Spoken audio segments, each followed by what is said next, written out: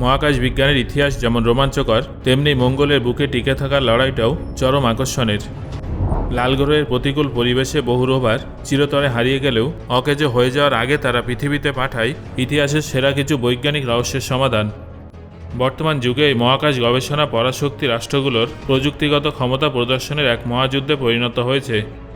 আজকের এই ভিডিওতে আপনাদের জানাবো এই মহাযুদ্ধের মঞ্চে চীনের তৈরি অবিশ্বাস্য ও ইতিহাস সৃষ্টিকারী জুরং রোভারের রোমাঞ্চকর যাত্রা এবং তার নিখোঁজ হওয়ার আসল রহস্য।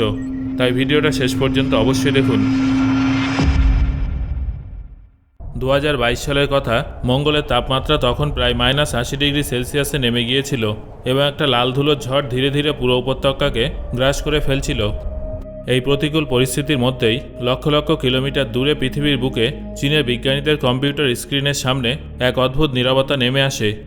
কয়েক মিনিট পর পর একই সিগন্যাল চেক করতে থাকা বিজ্ঞানীরা হঠাৎ করে লক্ষ্য করেন যে মঙ্গল গ্রহ থেকে আসা সংকেত সম্পূর্ণ বন্ধ হয়ে গেছে। চীনের প্রথম মার্স রোভার জুরং চিরতরে বন্ধ হয়ে গিয়েছিল, অথচ মাত্র 1 বছর আগেই চীন এই রোভারটাকে মঙ্গলের বুকে সফলভাবে অবতরণ করিয়ে পৃথিবীর সেই সব দেশের তালিকায় নিজের নাম লিখিয়েছিল যারা মঙ্গলের বুকে সফলভাবে নিজের রোভার পাঠাতে পেরেছে। কোটি কোটি ডলারের যে আধুনিক প্রযুক্তিকে মঙ্গলের চরম ভাবাপন্ন পরিবেশের কথা মাথায় রেখে বিশেষভাবে ডিজাইন করা হয়েছিল, সেটা হঠাৎ কেন সাড়া দেওয়া বন্ধ করে দিল তা নিয়ে বড় প্রশ্ন দেখা দেয়। এই কাহিনীটা শুরু হয়েছিল 2020 সালের 23শে জুলাই, যখন চীন তাদের উচ্চাভিলাষী Tianwen-1 মিশনটি লঞ্চ করেছিল। এটা কোনো সাধারণ রোভার মিশন ছিল না, এতে একই সঙ্গে অরবিটার, ল্যান্ডার, রোভার এই তিনটি জটিল সিস্টেম অন্তর্ভুক্ত ছিল। এর আগে আমেরিকা ও সোভিয়েত ইউনিয়ন মঙ্গলে সফল অভিযান চালালেও প্রথম চেষ্টাতে এই তিনটে ধাপ একসঙ্গে সফলভাবে সম্পন্ন করা অত্যন্ত কঠিন এবং ঝুঁকিপূর্ণ বলে মনে করা হতো। মঙ্গলের কক্ষপথে পৌঁছানোর পথটা মোটেও সহজ নয়, কারণ পৃথিবী ও মঙ্গলের মধ্যেকার দূরত্ব অনবরত বদলাতে থাকে এবং মহাকাশযান উৎক্ষেপণের জন্য লঞ্চ উইন্ডো মাত্র কয়েক সপ্তাহের জন্য উন্মুক্ত থাকে। এই সময় সামান্য হেরফের হলে মহাকাশযানের অতিরিক্ত জ্বালানি খরচ হয়ে যায় অথবা পুরো মিশনটা কয়েক বছরের জন্য পিছিয়ে দিতে হয়। 7 মাসের দীর্ঘ মহাকাশ যাত্রায় Tianwen-1কে প্রতিনিয়ত তার গতিপথ সংশোধন করতে হয়েছিল, যাতে সেটা মঙ্গলের মাধ্যাকর্ষণের সঠিক কোণে প্রবেশ করতে পারে। ইতিহাস সাক্ষী, বহু মার্স মিশন মাঝপথে যোগাযোগ হারিয়ে বা মঙ্গলের বায়ুমণ্ডলে পুড়ে ধ্বংস হয়ে গেছে, যার কারণে এই গ্রহটাকে মহাকাশের কবরস্থানও বলা হয়ে থাকে। চীনের জন্য এই মিশনটা শুধুমাত্র একটা বৈজ্ঞানিক গবেষণা ছিল না, বরং এটা ছিল তাদের জাতীয় মর্যাদার লড়াই, যেখানে ব্যর্থতার কোনো সুযোগ ছিল না। শেষ পর্যন্ত 2021 সালের ফেব্রুয়ারিতে Tianwen-1 সফলভাবে মঙ্গলের কক্ষপথে প্রবেশ করে। কক্ষপথে পৌঁছানোর পর শুরু হয় মিশনের সবথেকে রোমহর্ষক ও বিপজ্জনক ধাপ, ল্যান্ডিং। মঙ্গল গ্রহের বায়ুমণ্ডল এতটাই পাতলা যে সেখানে প্যারাশুট পুরোপুরি কাজ করে না, আবার ঠিক এতটাই ঘন যে তীব্র ঘর্ষণের ফলে মহাকাশযানটা প্রচণ্ড উত্তপ্ত হয়ে ওঠে। স্পেস ইঞ্জিনিয়াররা এই পর্যায়টিকে 7 মিনিটস অফ টেরর বলে থাকেন, কারণ এই সময় বায়ুমণ্ডলে প্রবেশ, প্যারাশুট খোলা, হিটশিল্ড আলাদা করা এবং ল্যান্ডিং করার মতো সমস্ত জটিল প্রক্রিয়া মহাকাশযানটিকে সম্পূর্ণ স্বয়ংক্রিয়ভাবে করতে হয়। মঙ্গল এবং পৃথিবীর দূরত্বের কারণে সিগন্যাল আদান প্রদানে এতটাই বেশি সময় লাগে যে পৃথিবী থেকে রিয়েল টাইমে একে নিয়ন্ত্রণ করা অসম্ভব। অবশেষে 2021 সালের 15ই মে ল্যান্ডারটা মঙ্গলের বিখ্যাত ইউটোপিয়া প্ল্যানেশিয়া সমভূমিতে অবতরণ করে, যেখানে কয়েক দশক আগে নাসার ভাইকিং মিশনও পা রেখেছিল। ল্যান্ডিংয়ের কয়েকদিন পরে মহাকাশযানের দরজা খুলে যায় এবং চীনের প্রাচীন অগ্নিদেবতার নাম অনুসারে রাখা 240 কেজি ওজনের জুরং রোভারটা ধীরে ধীরে মঙ্গলে মাটিতে নেমে আসে। এর মাধ্যমে চীন বিশ্বের বুকে দ্বিতীয় দেশ হিসেবে স্বাধীনভাবে মঙ্গলে রোভার পরিচালনার গৌরব অর্জন করে। সৌরবিদ্যুতের চালিত এই জুরং রোভারটিতে camera, ground penetrating radar, magnetic field detector এবং ওয়েদার সেন্সরের মতো অত্যাধুনিক বৈজ্ঞানিক যন্ত্রপাতি যুক্ত ছিল। এর মূল উদ্দেশ্য ছিল মঙ্গলের ভূতত্ত্ব, জলবায়ু এবং মাটির নিচে রহস্য উদ্ঘাটন করা, বিশেষ করে ইউটোপিয়া প্ল্যানেশিয়া অঞ্চলে অতীতে কখনো জলের অস্তিত্ব ছিল কিনা তা খতিয়ে দেখা। মঙ্গলের ধুলোময় এবং এবড়োখেবড়ো ভূপৃষ্ঠে রোভার চালানো অত্যন্ত জটিল একটি কাজ। উপর থেকে মাটিকে মসৃণ মনে হলেও অনেক জায়গায় নরম ধুলোর ফাঁদ লুকিয়ে থাকে, যেখানে নাসার স্পিড রোভারের মতো জুরংয়েরও আটকে যাওয়ার ভয় ছিল। তাই অত্যন্ত সতর্কতা অবলম্বন করে রোভারটা প্রতিদিন মাত্র কয়েক মিটার এগোতে পারত। প্রথম দিকে মিশনটি দারুণ সফল হয়েছিল।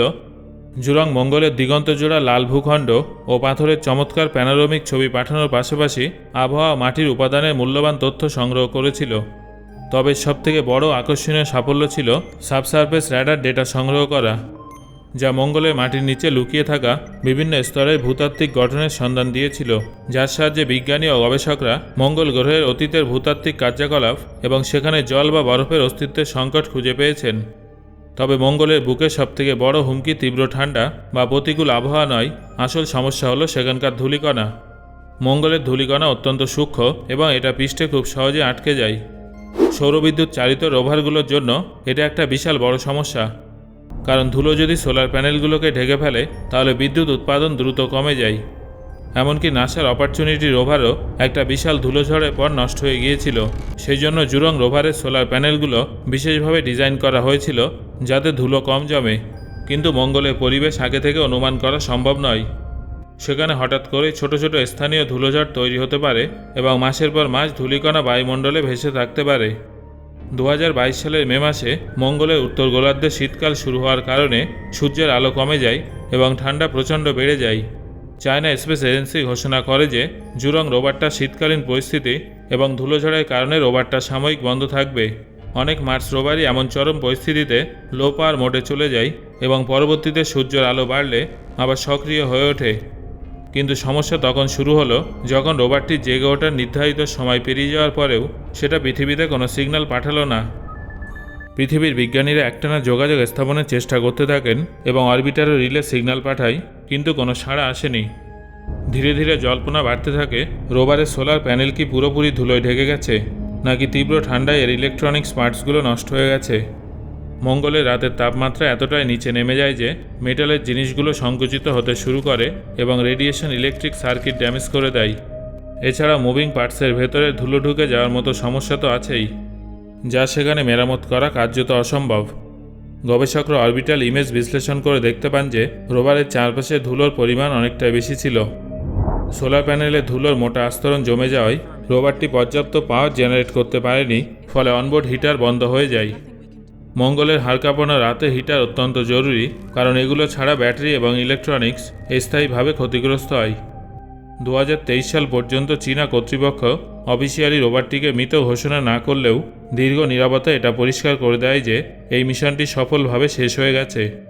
তবে তিয়ানওয়ান-1 অরবিটারটি মঙ্গলের কক্ষপথে কাজ চালিয়ে যায় এবং গুরুত্বপূর্ণ ডেটা পাঠাতে থাকে।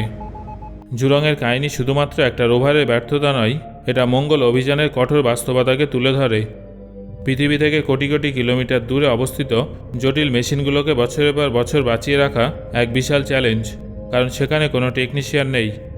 সেখানে একটা ছোট প্রযুক্তিগত ত্রুটিও মিশনের করুণ পরিণতি ডেকে আনতে পারে। তা সত্ত্বেও এই মিশনটি মহাকাশ গবেষণায় চীনের সক্ষমতাকে নাটকীয়ভাবে বদলে দিয়েছে। চীন দেখিয়ে দিয়েছে যে তারা স্বাধীনভাবে জটিল ইন্টারপ্ল্যানেটারি মিশন পরিচালনা করতে পারে। জুরং বিপুল পরিমাণে বৈজ্ঞানিক তথ্য সংগ্রহ করে, যার মধ্যে র্যাডার অবজারভেশনের মাধ্যমে মঙ্গলের উপপৃষ্ঠের গঠন এবং ইউটোপিয়া প্ল্যানেশিয়া অঞ্চলে প্রাচীন উপকূল রেখার অবশেষ থাকার মতো গুরুত্বপূর্ণ আবিষ্কার অন্যতম। বর্তমানে মহাকাশ অনুসন্ধান শুধুমাত্র বিজ্ঞানের মধ্যেই সীমাবদ্ধ নেই, এটা প্রযুক্তিগত ক্ষমতার একটা বড় প্রতীক হয়ে উঠেছে। আমেরিকা ও চীনের মধ্যে ক্রমবর্ধমান প্রতিযোগিতার মাঝে মঙ্গল অভিযানগুলো এখন জাতীয় সক্ষমতা প্রদর্শনের একটা বড় মাধ্যম। তিয়ানওয়ান-1-এর সাফল্য চীনকে বিশ্বব্যাপী মহাকাশ প্রতিযোগিতায় এক শক্তিশালী প্রতিযোগী হিসেবে প্রতিষ্ঠিত করেছে। চীন এখন তাদের পরবর্তী মঙ্গল মিশন তিয়ানওয়ান-3-র পরিকল্পনা করছে, যার মূল লক্ষ্য হল মঙ্গল গ্রহের মাটির স্যাম্পেল পৃথিবীতে ফিরিয়ে আনা। এই কাজটি অত্যন্ত জটিল, কারণ এর জন্য মহাকাশ যানটিকে প্রথমে মঙ্গলের মাটিতে নামতে হবে, স্যাম্পেল সংগ্রহ করতে হবে এবং তারপর সেখান থেকে পুনরায় উৎক্ষেপণ করে পৃথিবীতে ফিরে আসতে হবে। এখনও পর্যন্ত বিশ্বের কোনো দেশই এই স্যাম্পেল রিটার্ন মিশন সফলভাবে সম্পন্ন করতে পারেনি। জুরং রোভারটি হয়তো এখন সম্পূর্ণ নিষ্ক্রিয় বা শান্ত হয়ে পড়েছে, তবে এটা এখনও মঙ্গলের বুকে আছে। সো বন্ধুরা, আজকের আলোচনা শোনার পর আপনার কি মনে হচ্ছে? চীন কি সফলভাবে এই স্যাম্পেল রিটার্ন মিশনটা করতে পারবে? আপনার মতামত অবশ্যই কমেন্ট করে জানাবেন, আর ভিডিওটা কেমন লাগলো সেটাও জানাবেন। ধন্যবাদ।